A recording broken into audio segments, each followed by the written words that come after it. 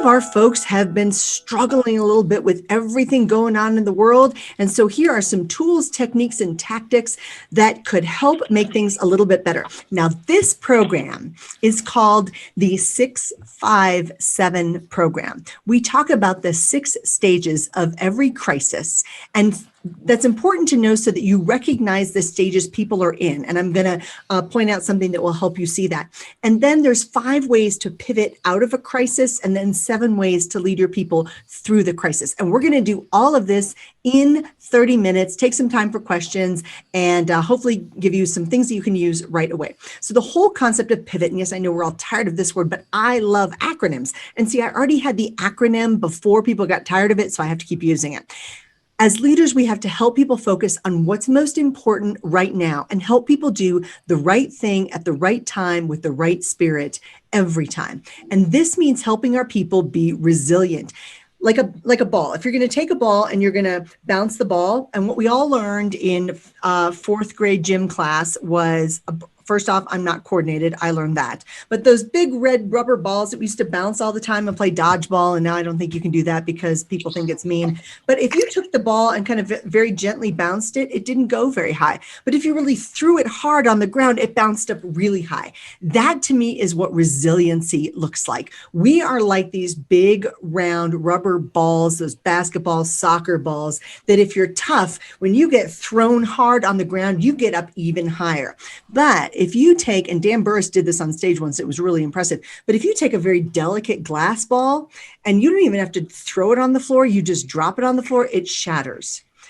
That's the difference between a resilient leader and a not so resilient leader. Resilient leaders bounce back up even higher after going through adversity. So this is what we're talking about. How can we better engage our people? How can we be an even better, awesome leader? And how can we improve our corporate culture, work better together, and create even better value even during tough times? So as some of you know, I was in the Navy for about 25 years. I went to the Naval Academy, and that's where Stella and I have some commonalities. We both like sailing and boats and some things on the Eastern Shore, so that was awesome. I got to teach at the Naval Academy when I was still in uniform. My last tour and my only tour back on the mainland of the United States was teaching at the Naval Academy. And then I got to teach for 10 years as a civilian at the Air Force Academy. Marine Corps husband, when I was well, we were both hunting the same terrace. Aw, so sweet. And I'm just going to double check everybody's mute button just to make sure so that the recording is good. But jump on in here with anything in the chat box. I am monitoring the chat box at the same time. My newest book, and I did not have this when I was with you. My newest book is called Who Comes Next? And it's all about leadership succession planning made easy. It's about building your leadership depth and your bench and making sure you've got the right people in case people decide, which is what's happening right now. There are many people who are saying, you know what, I'm not sure I'm going to do this any longer. And all of a sudden people are looking around saying, well, who comes next? And that is the viable question. So we've been working on this book for about 3 years. It was scheduled to come out in March. It came out in March, and I will be giving away a copy of this at some point in time in today's program. So we have this virus crisis. Now, a year ago, we never could have imagined in Lake Geneva that we would be in a global pandemic. And so I have to tell you, yes, this is a terrible disease. Yes, it is awful. Yes, it has mandated a lot of changes. But I also have to say, as a historian and an economist, I am a little bit fascinated by the fact that we get to live during the time of a global pandemic. We're all looking back and saying, wow, we haven't had a really good global pandemic for, over 100 years. And now we finally got one. How interesting is this? It's fascinating that this is where we are. So we've got to be looking at this as, yes, it's bad, but we get to decide how we come out of it. And this is the 657 program that we talked about. This situation is different from other things we've done in the past. And here's why. It's affecting the whole world. Other situations where, let's say, a supply chain gets disrupted, a ship goes aground with all of our stuff on it, it's different. This is affecting everybody. If you watch the US news, you would think that we're the only country being affected by COVID, and that is absolutely not true. Our GDP for second quarter was down by 31%. 31%. Yes, that's a huge number. But India's was 76%. We are not nearly as bad off as many other countries. And we do know right now that our COVID numbers are being accelerated. The joke I heard lately, and this is not political in any means, but somebody said, yep, if you happen to jump out of an airplane and forgot your parachute, you would be diagnosed with COVID on the way down. So I don't know if that's true or not, but I don't know what the real numbers are. I do know that we as leaders have to lead through this. Now, there's 6 stages to every crisis. The first stage of every crisis, and it does not matter if it is a crisis, what it's a crisis of, or what that looks like. Every one of them has every crisis has certain reactions that are fairly common to our processes. And so the first stage is rejection. We reject the situation. And I said it, you might have said it, it's not that bad, it's not going to affect me, I'm pretty healthy, it's just like the bad flu. And all of a sudden we say, well, we might have to make a few changes. And we saw some people making some changes. And then we had the recognition phase. And the recognition phase was, I'm going to save some money on commuting. That's not bad. I can work in sweatpants or yoga pants or short pants or no pants. I get to work from home. I have to work from home. I get to work from home. I have to work from home. And then as I get to work from home, I have to work from home. Really? How much more home time do I need? And then I'll have more time with family. And that sometimes got to, I'll have more time with family. How much more time with family do I need? So this recognition phase took people a while to get into. And I still have a smart family member who still doesn't think that this virus thing actually exists. So people are all at different stages.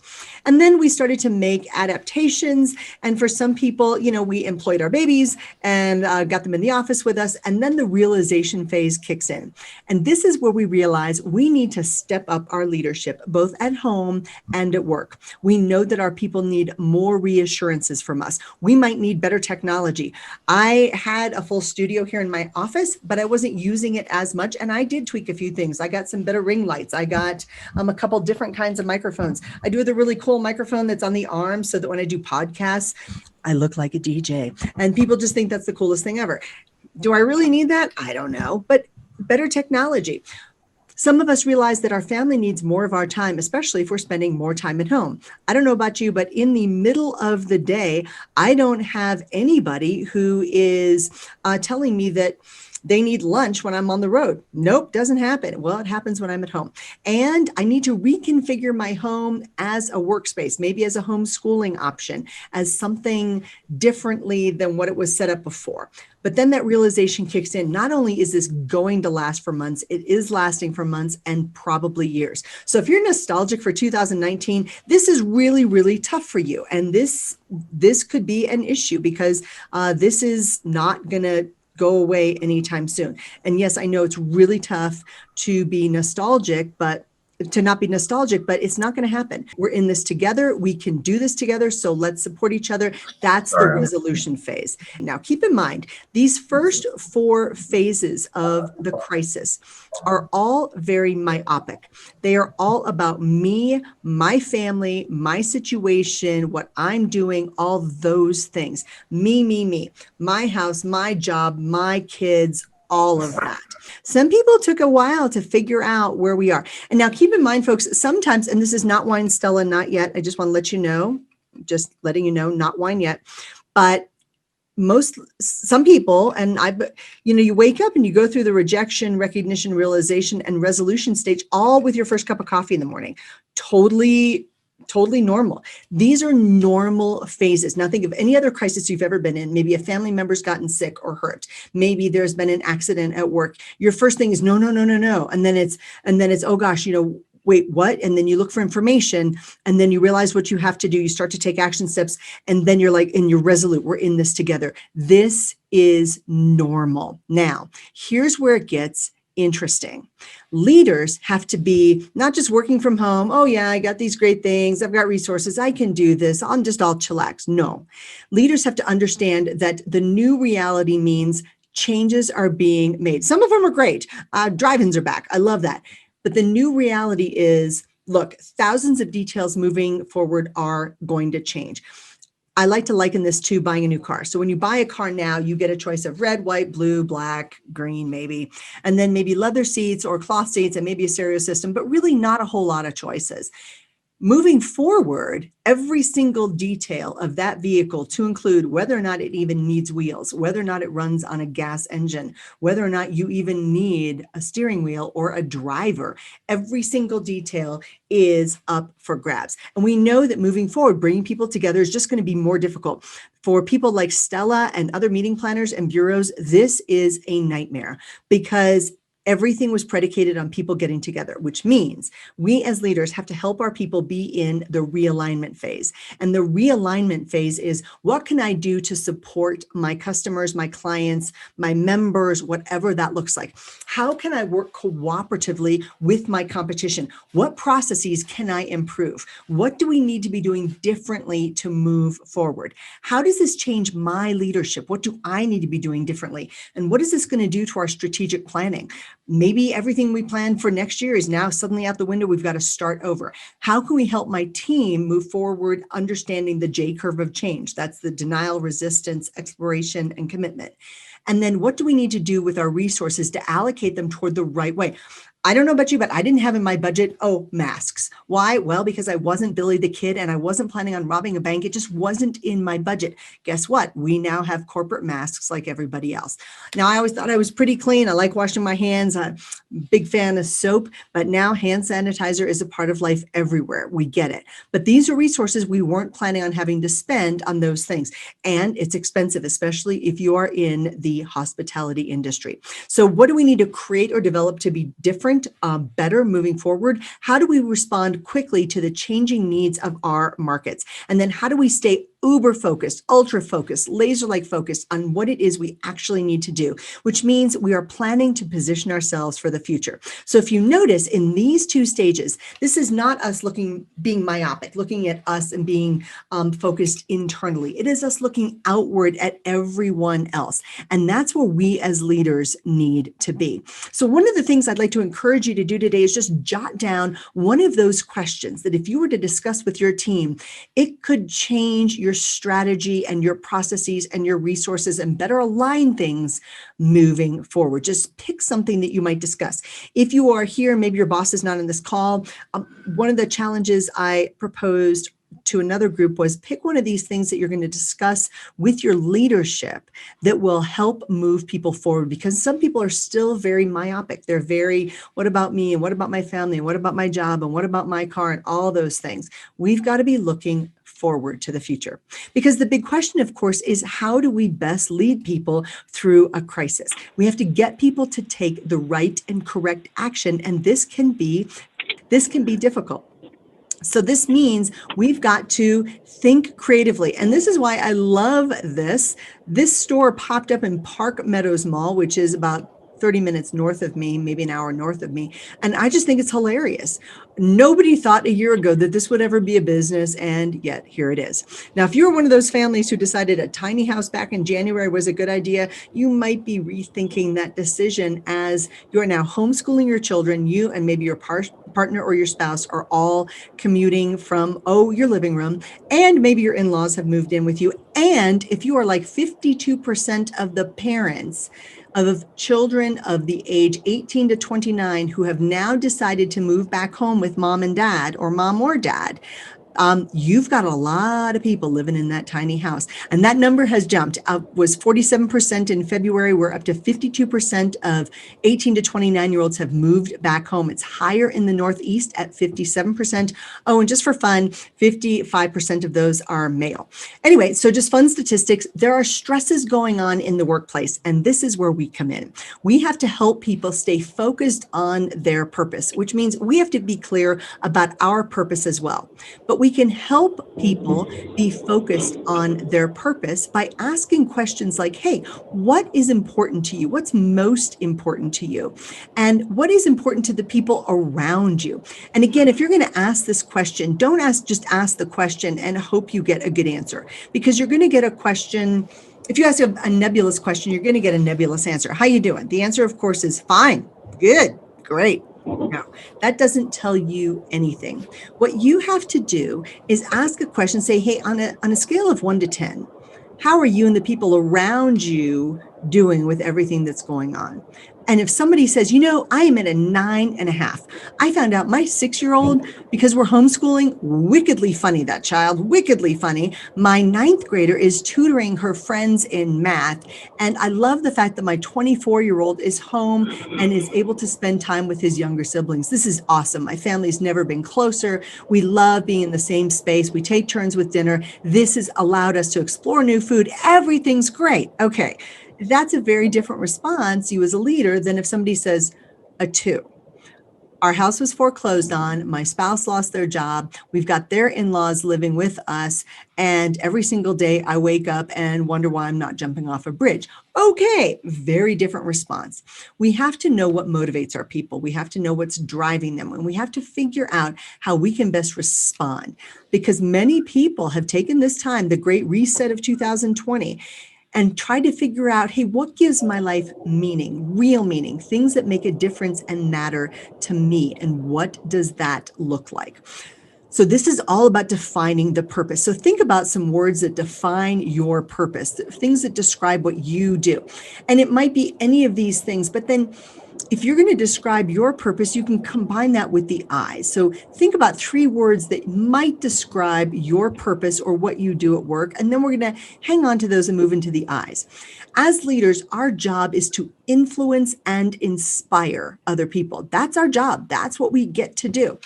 And for many people, we lose track of that when we're so worried about our own stuff. It makes it very difficult. So then again, one of the exercises you can do is pick a couple I words, or any verbs really, that describe your life's work. And I think, again, we might have somebody who's got their microphone on, and you might be getting some noise in that.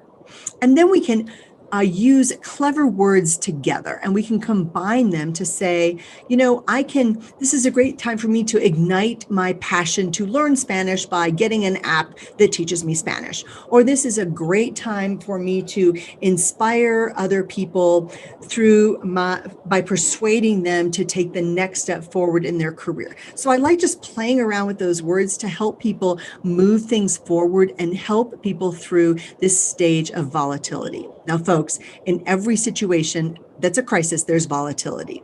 And again, how you help people through the volatility is key. But every volatile shift also comes with opportunity, innovation, and creativity. And this is where we all have to be. Yes, it's a volatile situation. And this is why leadership now is more important than ever, because there are always opportunities if we choose to see them as opportunities.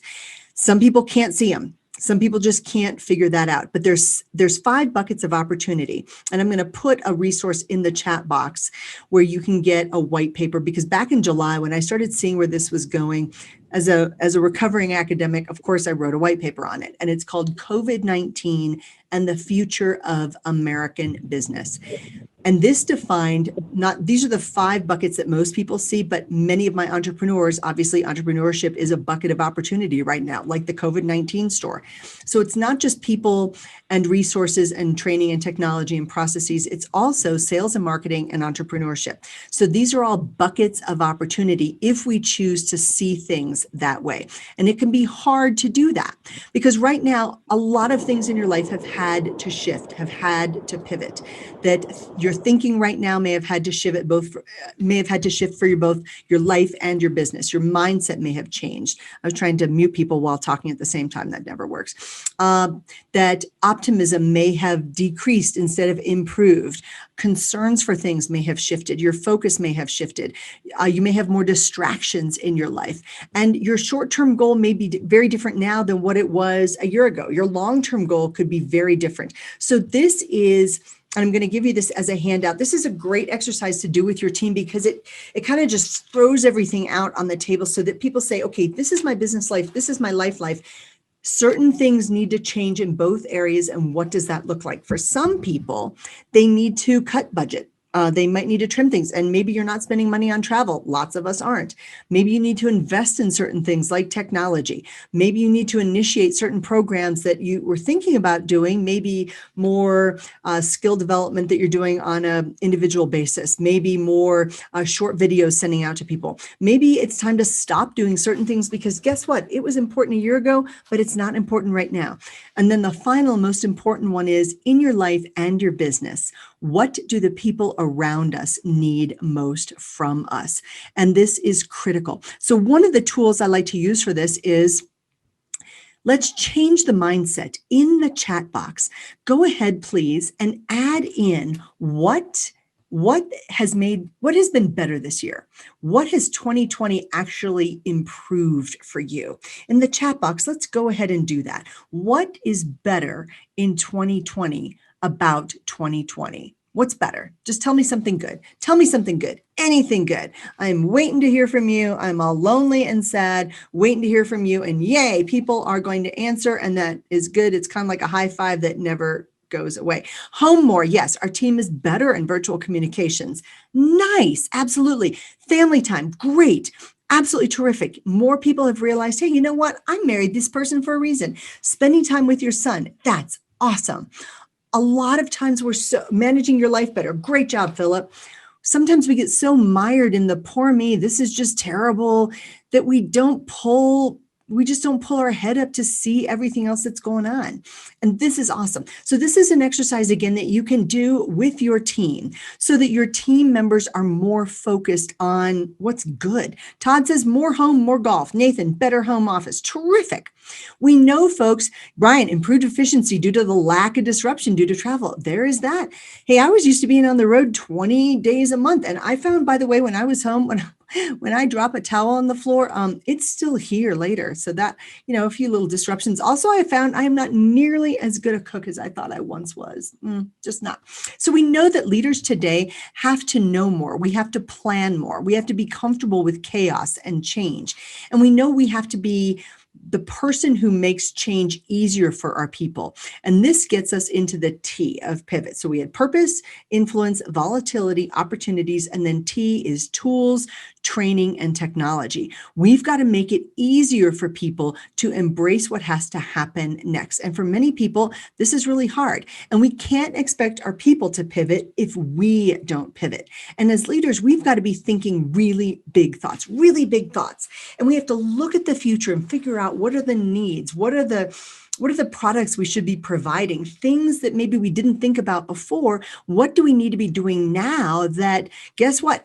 A year ago didn't matter. What I love in the brainstorming sessions that I'm doing now is, and Alicia comes in and says, better focus on customers. Yes, that's where it needs to be. That a stupid idea a year ago is now maybe a great idea. It's a terrific idea. A year ago, we dismissed it because it was dumb. And now we're like, oh, everything's back on the table. And then we as leaders have to craft the plans needed to move forward. And this is critical. So some of you are leading remote workers. And so I'm giving you the Kiwi Live. There's a new Kiwi Live. There's a whole new set of things in there. So go grab those and I'll show you where to go for that in 6 minutes. I'm still a big fan of the daily productivity plan. I do one every single day of my life, every single day to keep people focused. And again, this is something you can download, share with your team, get everybody to do for 30 days and say, hey, as we're heading into the holidays, I want to make sure we're not dropping things. We're making sure we keep deadlines. So I'd like to encourage everybody to do this. And then if you're not able to do something, it identifies what that looks like. This is the same type of idea, a slightly different version. I like different versions and different options for people. And then I don't think I shared this with you, but I have a weekly productivity plan as well. And the magic here is the time in minutes, because we often procrastinate. I know, even the best of us procrastinate on things that we don't want to do because, well, we don't want to. If we wait till we want to do the things we don't want to do, okay, big secret, they'll never get done. So throw down what you have to do, put it in the task list, and then put the time in minutes, put the due date, and put the priority. And yes, just for my OCD people, because I'm kind of that way too, I like I like to type it in at the beginning of the week. And of course, by the end of the week, it looks nothing like the pretty plan I typed in, but then you printed that out and then it looks all pretty in the beginning of the week, but then your week changes. We've got to be flexible and adaptable. So the resources are at kiwilive.com. The keyword, of course, is dog, kiwilive.com, keyword dog, O. And until tomorrow morning, the entire book, 15 Ways to Grow Your Business in Every Economy, is there until tomorrow morning. So go get that right now. I have to change Kiwi Live tomorrow morning for a different group of people, but you benefit from this right now, today, right now. And I am needy. So connect with me online if you want to. That would be awesome. It's Dr. Mary Kelly, because there's a lot of Mary Kellys out there. So Kiwi Live, kiwilikeTheFruit.com, keyword dog. So then let's get to the 7 leadership reminders on leading people through the crisis. And of course, an acronym. I use CLAMPER. I know it's a terrible acronym, but my medical people love it. CLAMPER. So first, the C is calm and reassure your people with your strategy, your vision, and your presence. In Navy SEAL teams, we teach people calm is contagious. And if you are calm, other people will be calm too. If you are running around like a chicken with your head cut off, people will assume the sky is falling. You can't do that.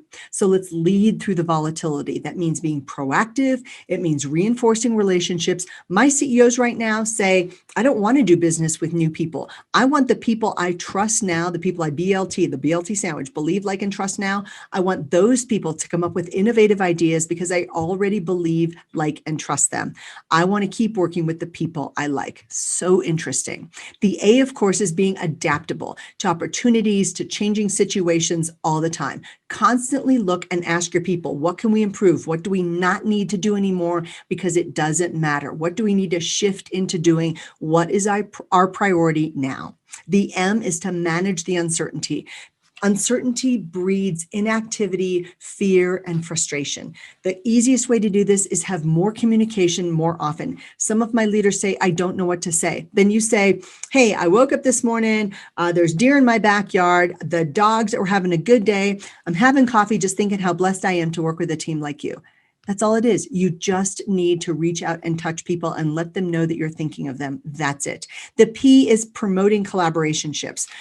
Collaboration is a great word. Collaboration ship is an active word. Let's do it. Let's get out there and promote each other. Let's work together. Let's find ways to put our suppliers and our customers and our competitors all together in one place, and let's all come out the other side better. And let's encourage resiliency, like that ball that we're bouncing in the gym. Adversity builds resiliency. So help your people see their next steps so that they know how to move forward. And then the R is respond right. Don't overreact to little things. Don't panic. Just because you're having a really bad day, and for the 3rd time that day, and I don't know if you've done it, but I've left the car, gone to a store, realized I need the mask, go back to the car, can't find the mask, dig around the car, dig through the back seat where the kids have put their feet on the mask that's now crumpled up into a ball. It's filthy, it's dirty, and that's what I'm going to put on my face to prevent diseases. What a great idea. Respond correctly. Take the right information at the right time and make the right decisions. We understand there's going to be frustration. It's okay. We're going to adapt to it. And again, I just want to encourage you folks to be the leader people want to follow. That takes us right up to time. Folks, this is, again, there's more free resources here at productiveleaders.com. And for you folks today, if you go to that website, under free, there's almost always some kind of changing information there, in addition to Kiwi Live. And I've posted the 52 leadership reminders. And the reason, and it's a quick download, is my people, my leader said, well, I don't have anything to say to my people. I'm like, well, here, I'll just give you 52 leadership reminders and you can just send that out and just say, hey, leadership thought of the week. It's not terribly profound. It's not very long, and it might be helpful. So that is where I'm going to stop. This is how you find me. So take a picture of this slide if you feel like it, and I'm going to go to stop sharing, and I'm going to answer your questions. So thank you folks so much. What questions do you have for me? So Michael says, how do you stay relevant in the new virtual world with your customers? That is a great question. And the idea is to provide value, value, value. So when March hit, everybody said, oh, we can't sell. We absolutely can't sell. Nobody wants to hear from us, except The problem with that thinking is people need solutions. And just because there's a national pandemic, a global pandemic, doesn't mean you're not still providing great solutions, because you are. And what you do, kind of important. People need supply chains. People need stuff to move. People need you more than ever. And right now, you got to remember that we're all short of time. So if you're that person who is providing them a solution for what they need right now, you're more valuable now, not less, which means reaching out to customers and saying, hey, I know it's been a crazy couple months. Didn't want to bother you before, but as we're heading into November, just want to let you know about this.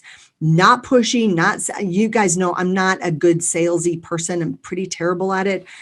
Which nobody was more surprised than me. Stella, I just got listed as being in one of the top 50 sales keynotes, which is hilarious to me because I think I'm the worst salesperson ever. I can talk about sales.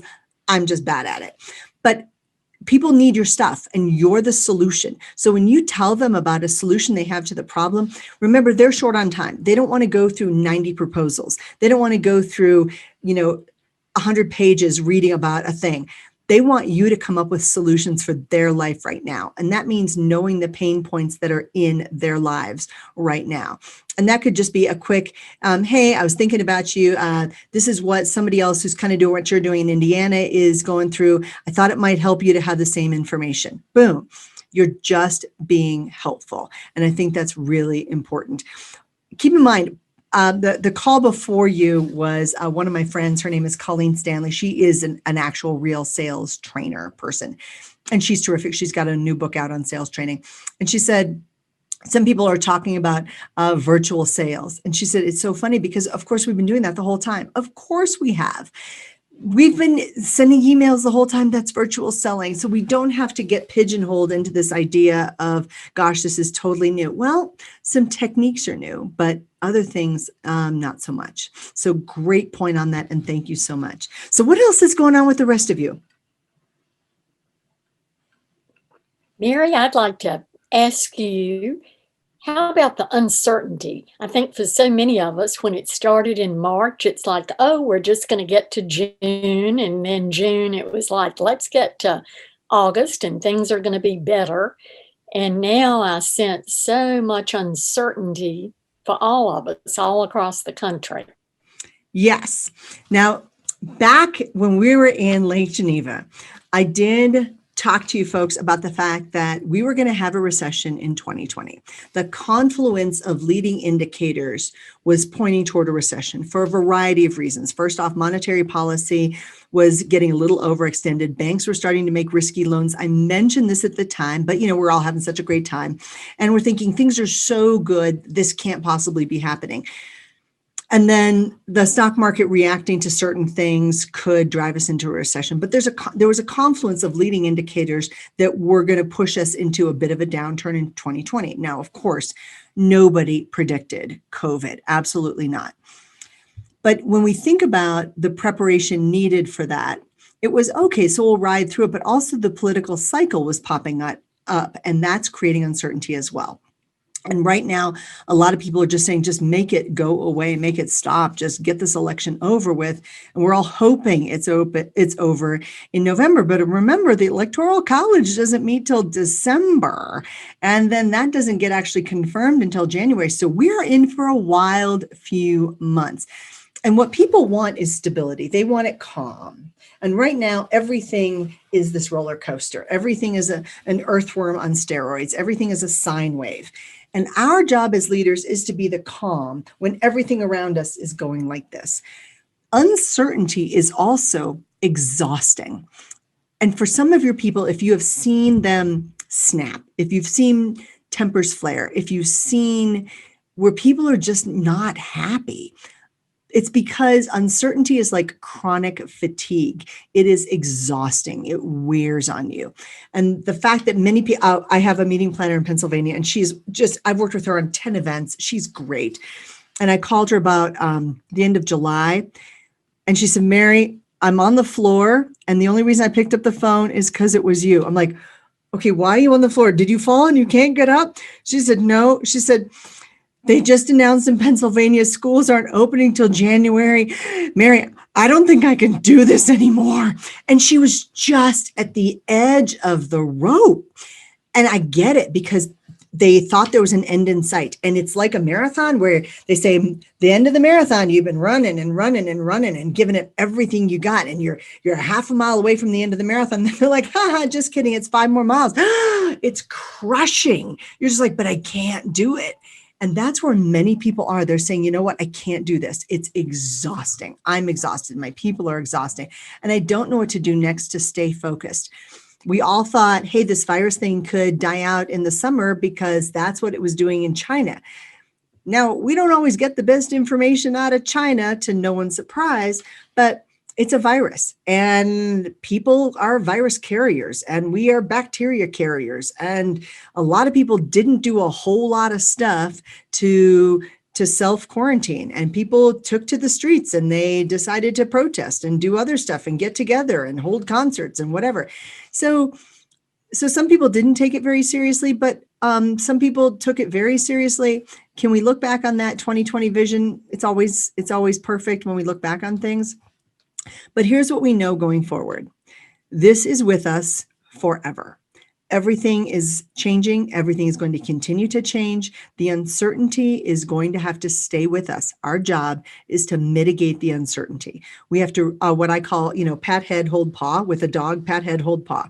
We have to reassure people. This is part of that realization phase. Reassure people, both our family and our workplace, of what's going to happen next. And people can handle bad news. What they can't handle is uncertainty. And I'm so glad you raised this, Stella, because I was a chief of police at one point in time in my life. And sometimes my people would just have no luck at all with a suspect. And they would just walk out in frustration. They're like, we got nothing. We don't know what to do next. I'm like, okay. So I would go in, and again, this is water, not something else yet. That's later. And I would just walk in and be like, hey, what's up? And I would sit next to them, never across the table. And I would just sip my coffee or sip my drink. Wouldn't say a word for about 5 minutes. And the uncertainty of them not knowing who I was or what was going to happen next prayed in their head. People can't handle uncertainty, which is why we have to give people quick wins and direction. And then after about 5 minutes, I just look over at them and be like, so Philip, how's your day been? And then all of a sudden, Philip would say, well, I was out with Todd and everything was fine. But then here's what happened. Lisa showed up and she told us, and then this whole thing. And all of a sudden, this things would start to, unfold. And that would get a pretty clear picture, because whatever they thought I knew in their head, it was way worse than what I actually knew. It's kind of the same thing as, just wait till your father gets home if you grew up like I did. And Joe sent a note. He said, as we start planning for 2020, do we have an idea of what percentages of sales will be face-to-face versus virtually? As a percentage, do we have numbers? No, we don't. The state of Minnesota just put all of their state workers on remote work until next summer. And I said, all people? And they go, yeah, all people. I said, what about snow removal? And they were like, well, not those people. I'm like, see, there's just no certainty in anything. What we have to do is be wildly crazy comfortable embracing change. And that can be on a day-to-day basis. So in one of my programs, I have the problem solving situation, and it's the what if. So we say, what if the worst scenario happens and we are still without a vaccine and still quarantining in 2 years? Like, I think that's a pretty worst case scenario. And then best case scenario, we have a vaccine by January. But then in the middle, we've already got people who say, well, I'm not taking any vaccine because that's going to be dangerous. Okay. In the military, I'm pretty sure that they gave us vaccines for things that hadn't even been invented yet. So whenever that thing comes out, I'm taking it. I'll take the Russian version. I'll take the Ukrainian version. I'll take all of them. I don't care. But we as leaders have to get people through the uncertainty, and a couple tricks to do that. First, more contact with your people more often. It doesn't have to be profound. It doesn't have to be, war and peace. It just has to be more touch points more often, number one. The second thing is on the productivity sheet that I do every day, your people need quick wins. They need to know that what they do matters, and they need to know that they're being successful. So you may give somebody an 8-hour project or 100 sales leads to follow up on. That could overwhelm them right now. They look at 100 and they're like, oh, I just don't have 10 hours to do that. And then they get discouraged and then no movement happens. So you have to remember that during times of uncertainty, action trumps fear. Every time, all the time, always. Give people action to take, get them moving in a forward direction. And that means taking those 8-hour projects and breaking them up. Hey, today I'm going to give you 10 sales leads to follow up with. Tomorrow, here's 10 sales leads to follow up with. The next day, here's 10 sales leads to follow up with. And then let me know what's going on with that. Create more dialogue. Are people less capable? No, they're not. But they are overwhelmed, overstressed, overscheduled, and frankly, suffering because of exactly what Stella mentioned, the uncertainty factor. And it's tough. And Michael again has said, operating in a calm state projects and reassures your customers that you are the right choice. Absolutely, yes. They're looking for you to be the calm in the storm. So be that. And it doesn't mean that you can't still be excited about your products, but you can say, you know what, we're going to get through this. It's the resolution stage. We got this. And I'm now focused on you, on how to provide better value for you in the new reality, and use all those questions. And by the way, those questions, the pivot cycles, those are also in Kiwi Live, keyword dog, and those are all there for you as well. So let me just type that in again. So any other questions? Y'all can unmute and just talk. This is awesome. This is just us talking now. You have been fantastic. And I don't know how you can say so much in such a short length of time. Wonder Woman, and she works at all hours of the night. Thank you again for this session. We very much, FISA very much appreciates it. You rated highly with us in 2019, and we will, on behalf of FISA, we will look forward to working with you in the future. Thank you.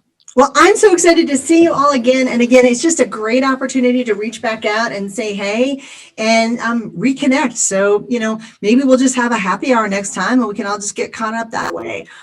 So that'd be wonderful. It's just so great to see you. So thank you for hopping in and being so beautiful and being so awesome. Thank you again.